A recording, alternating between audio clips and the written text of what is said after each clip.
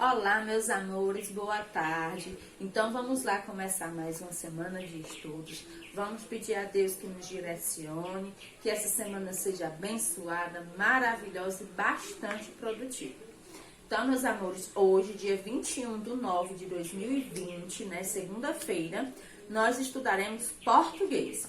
E em português, hoje nós estudaremos uma gramática que vem falando sobre acentuação, mais específico sobre o acento agudo, certo?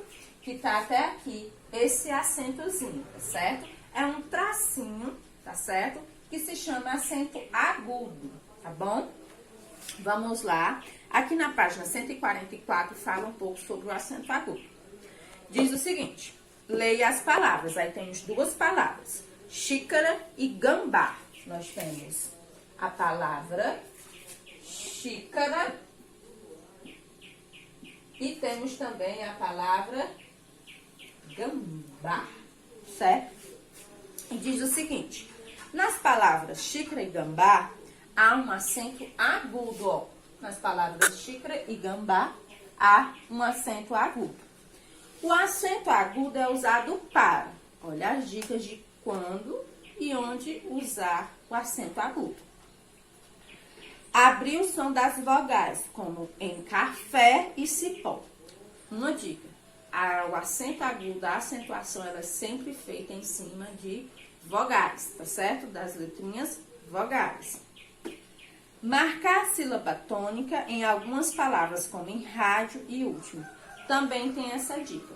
Uma sílaba tônica, quando você vai identificar uma sílaba tônica, aquela sílaba que ela tem o acento agudo, certo?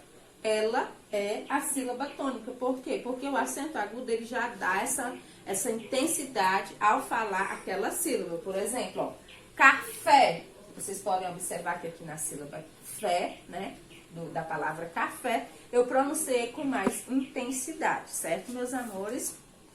Então, vamos lá praticar e observando, tá certo? O que vocês estão preenchendo e resolvendo. Por quê? Porque as atividades, principalmente as de gramática, elas nos ajudam a descobrir a escrita correta das palavras, tá certo?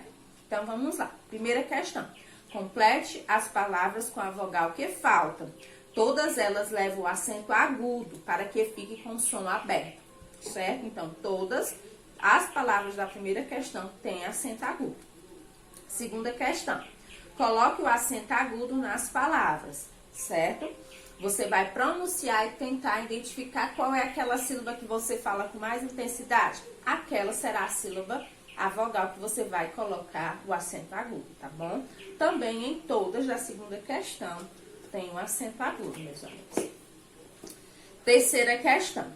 Escreva o nome das imagens. Depois, circule a sílaba que leva o acento agudo, tá certo? Também, dica, todas as palavras da terceira questão têm acento agudo, tá bom? Vamos fazer com bastante atenção. Quarta questão.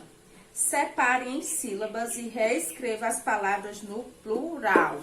Lembrando, olha, a gente vai até revisar, que foi um conteúdo já estudado. Plural é aquela palavra que representa, uma palavra passada para o plural. É aquela palavra que está representando mais de uma coisa.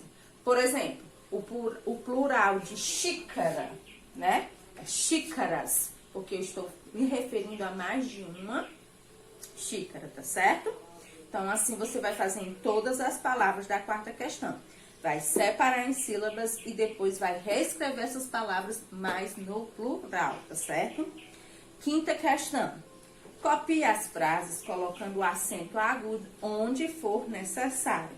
Então, vai ter que observar. Nem todas as palavras aqui da quinta questão têm acento agudo, tá certo, meus amores? Então, reescreva a frase, ou seja, você vai copiar essa frase de novo, mas acrescentando o acento agudo naquelas palavras que forem necessárias, tá bom? Continuando a atividade sobre acento agudo, na página 146. Sexta questão. Ajude a menina a chegar até o colega seguindo pelo caminho em que todas as palavras são escritas em acento agudo. Então, o caminhozinho que a menina deve seguir para chegar lá no coleguinha são aquelas palavras onde a sequência de todas elas tem acento agudo as palavras, certo? 7ª questão. Escreva uma frase para cada palavra a seguir, acentuando-as adequadamente, tá certo? Ou seja, você vai colocar o acento agudo nas palavras, certo? E criar uma frase para cada palavra da questão número 7, tá bom, meus amores? Essa é a atividade de gramática. Nós também vamos ter, né, nesse conteúdo de hoje, um saiba mais, uma curiosidade, tá certo? E o saiba mais de hoje vem falando sobre uma coisa bem bonita que volta e meia a gente pode perceber, principalmente no céu. Vamos observar aí. Diz assim o seguinte: o que é um arco-íris? Você já parou para pensar? O que é um arco-íris? A gente percebe o arco-íris em dias mais assim chuvosos, né? Mas vamos observar aqui o que ele diz. O arco-íris se forma quando os raios do sol atravessam as gotas de água. Com isso, vemos diferentes cores. As cores que geralmente conseguimos ver estão sempre nesta ordem, de fora para dentro: vermelho, laranja, amarelo, verde, azul, anil e violeta. Nem sempre é possível ver todas as cores. Bem interessante, né, meus amores? E essas cores aqui, como falou, nem sempre todas a gente consegue perceber, mas a grande maioria sim. E é bem bonito, né? Quem já viu um arco-íris já sabe como é lindo de ver esse efeito que a natureza, né, nos oferece. Como falei, né? É mais comum e é bem comum ver em dias chuvosos, né? Aquele dia que tá chuvoso, mas mesmo assim ainda aparece o sol. Então, acontece esse fenômeno nesse encontro, tá certo? E também vem falando sobre o pequeno cidadão.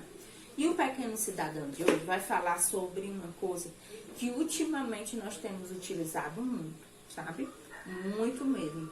Essa coisa que a gente vai falar, a gente tá até utilizando nesse momento, que é a internet, certo? Fala o seguinte: você já pensou o que significa a palavra internet? Internet é uma palavra de origem inglesa e nós a escrevemos da mesma maneira que as pessoas que falam inglês. Ela é formada por duas partes: inter, que vem de internacional, e net, que significa rede.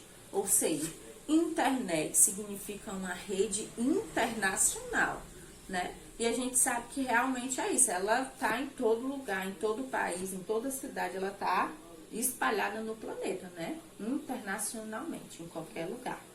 Portanto, internet é uma rede que conecta computadores e diversos outros equipamentos eletrônicos e possibilita que nos comuniquemos por meio deles, né?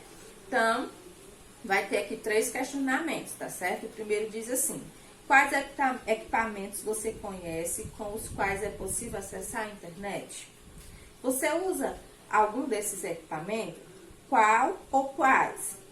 Terceira questão: como você concilia o uso da internet com outras atividades como estudar, brincar com os amigos ou ficar com a família, né? Então, que também possa ficar essa reflexão. Será que estão abusando demais do uso da internet e deixando essas outras coisas?